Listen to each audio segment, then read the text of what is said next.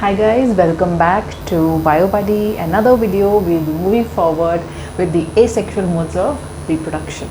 So I hope you guys are watching my previous videos as well, in which we have covered the two modes of asexual reproduction, right? So please go and watch it, and then you can come back to this one. In asexual mode of reproduction, we have discussed till now binary fission, multiple fission and budding, right? So in the first video, I think we have discussed the two of them together, the binary fission and multiple fission, and in the second video we have covered budding in hydra and yeast, right? So in this video we will be moving forward with three processes, right? Because they are very small, very simple, so we will be moving forward with three of them together in this video, right?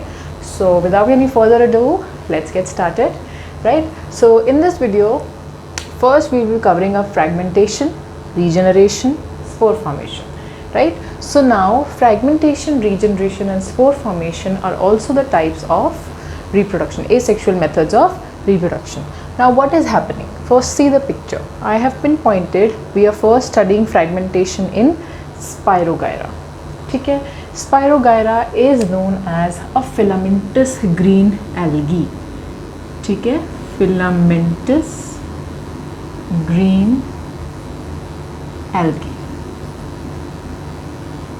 ठीक है, ये होती है एक filamentous green algae. ठीक है, अब ये है, इसको बोला गया है फिलामेंटस क्योंकि ये फिलामेंट्स की शेप में होती है. ठीक है, filamentous green algae is spirogyra. just forget this, just keep this in mind that we are studying the process of fragmentation. अब फ्रैगमेंट से आपको क्या समझ में आता है? टुकड़े, right? Small pieces.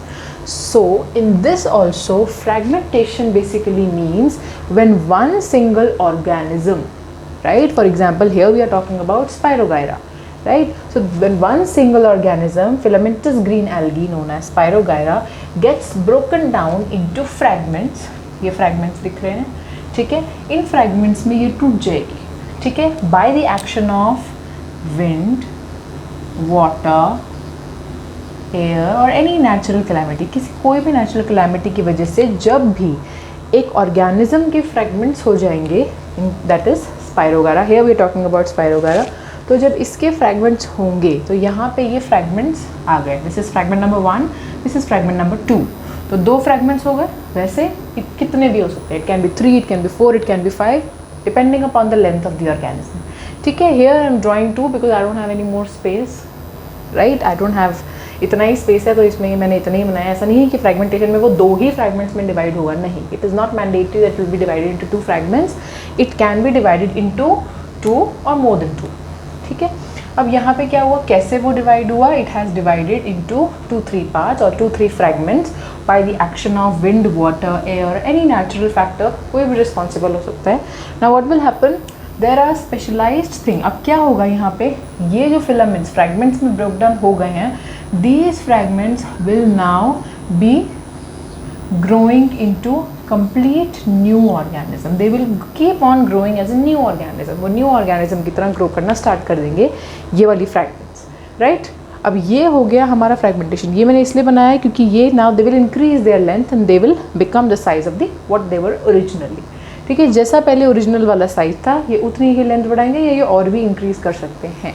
They will grow by the process of fragmentation.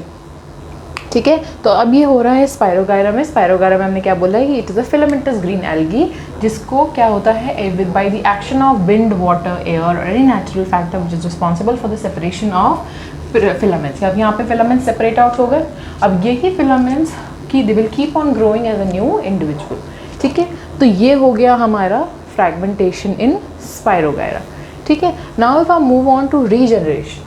Regeneration से वर्ड से क्या समझ में आता है? जनरेशन मीन्स किस चीज़ का जनरेट होना, राइट? रीजनरेशन मीन्स किस चीज़ का दोबारा से जनरेट होना, that is known as regeneration, right? Simple language. तो अब रीजनरेशन हमने दिखाई है फ्लैट फॉर्म में. कैसे हो रहा है? फॉर एग्जाम्पल लिजर्ड्स में भी आपने देखा होगा. ठीक है, मैं एक ईजी सा एग्जाम्पल देती हूँ. When I was very small, मैंने गलती से what happened, there was a lizard which was passing by and by mistake somebody, मैंने ऐसे गेट खोला एंड गेट उसकी tail, this is the tail got detached. So that happened and I kept on wondering what will happen now, because I could see the lizard left, it was the tail was left behind but the lizard was moving forward. So that means it can survive without its tail, right, for a few hours or a few days maybe. But later on what happens, a tail arises, the new tail starts coming at the back. जहाँ से वो tail part cut हुआ था वहीं से ही एक new tail will start arising. So that process is known as regeneration. Regeneration में क्या हो रहा है, बेसिकली जो लेफ्ट आउट पार्ट है, फॉर एग्जांपल अगर हम फ्लैटवर्म की बात करें, ठीक है, इसमें मैंने ऑलरेडी दिखाया है कि फ्लैटवर्म पीसेस में कट चुका है, ठीक है, there are pieces of flatworms, upper half and the lower half, ठीक है। अब क्या हो रहा है, ये जो अपर हाफ है ये हमने इधर दिखाया है, लोअर हाफ हमने यहाँ दिखाया है। तो ये जो अपर पार्ट है ये डॉटेड से रिप्रेजेंट किया हुआ है, जो पहले ही है, originally it is already present, and जो लोअर वाला है वो भी डॉटेड वाला है, ठीक है। अब इस प्रोसेस में क्या हो रहा है, फ्लैटवर्म में हमने पीसेस दिखा दिए। Now these pieces will individually grow that part of the body which is missing. तो जो मिसिंग पार्ट होगा बॉडी का वो फिर से ग्रो कहाँ पे होगा, in case of flatworms, and this process in which the lost part or the missing part of the body, mainly it happens in case of arms, lost legs or lost limb or lost arms, इस case में आपका regeneration process होता है, ठीक है। जैसे इसमें first half जो है वो यहाँ आ गया, लेकिन इसने नीचे वाले पार्ट को ग्रो किया। इन the similar manner this part has come here and it will grow the part which was above it, so they will become now two individual organisms. It will repair, it will just regenerate it lost body part. इसके ये lizard में भी होता है, मैंने आपको lizard का example दिया है, ठीक है। lizard में होता है, starfish में होता है, आपकी NCERT में भी दिया है, ठीक है, lizard का, starfish का, एंड क्लास 8th की NCERT में भी दिया हुआ है। I think lizard and starfish are given in class 8th NCERT also. So this is about fragmentation. So regeneration and fragmentation में difference क्या होता है, fragmentation में क्या हो रहा है, वो fragments में divide हो रहा है और एक new individual बना रहा है, लेकिन regeneration में क्या हो रहा है, वो एक lost body part को repair करके regenerate कर रहा है, ठीक है। तो this is happening. अब third process आते हैं हम spore formation पे। spore formation किस केस में हो रहा है, जैसे हम देखते हैं for example if we leave moist bread हम छोड़ देते हैं कुछ दिन तक, तो हम देखते हैं उसमें growth होती है blackish structures की।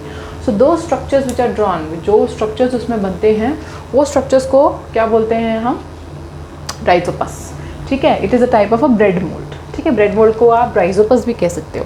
तो अब क्या होता है, राइजोपस में छोटे छोटे स्पोर्स, आपने देखा होगा जो ऊपर बल्ब लाइक स्ट्रक्चर्स होते हैं, फंगस में, मशरूम्स में आपने देखा होगा, ठीक है, उसमें क्या होते हैं, बल्ब लाइक स्ट्रक्चर्स। तो बल्ब लाइक स्ट्रक्चर्स हम इस बात करेंगे, अब हम बात कर रहे हैं राइजोपस की, दैट इज़ मोल्ड्स की बात कर रहे हैं।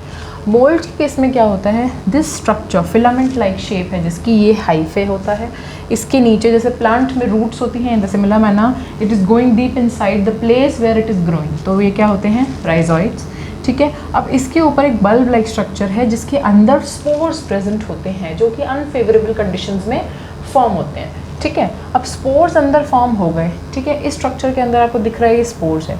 तो ये जो बल्ब लाइक स्ट्रक्चर जैसे शुरू होता है उसको हम बोलते हैं स्पोरेंजियोस्पोर, ठीक है, it is called as sporangiophore, and उसके ऊपर वाला portion it is known as sporangium, inside which spores are present, and spores are usually form during the unfavourable conditions, ठीक है। फर्न्स के केस में, मॉसिस के केस में, मोल्ड्स के केस में जो ये ग्रोथ होती है वो होती है स्पोर फॉर्मेशन, रिप्रोडक्शन जो होती है वो स्पोर फॉर्मेशन के थ्रू होती है, ठीक है। सो यही है, दिस इज ऑल अबाउट। अब जैसे क्या होता है, ये स्पोर्स बिल्डअप हो चुके हैं, फॉर्म हो चुके हैं, now as soon as they will break apart, these spores will fall down and each individual spore can give rise to a new organism. तो spores जो होते हैं they are mainly playing a very important role. Why? Because spore formation only will help in the process of reproduction in case of molds, in case of mosses, in case of ferns, ठीक है। तो this is all about the asexual modes of reproduction that was left, fragmentation, regeneration and spore formation, sorry. So now we will be moving forward. In the next slide we'll move the vegetative propagation, right? So in this video if you are having any doubt, any confusions, you can ask below, and till then take care everyone. Do not forget to like, share and subscribe, right? So stay tuned for the next video and take care, be safe.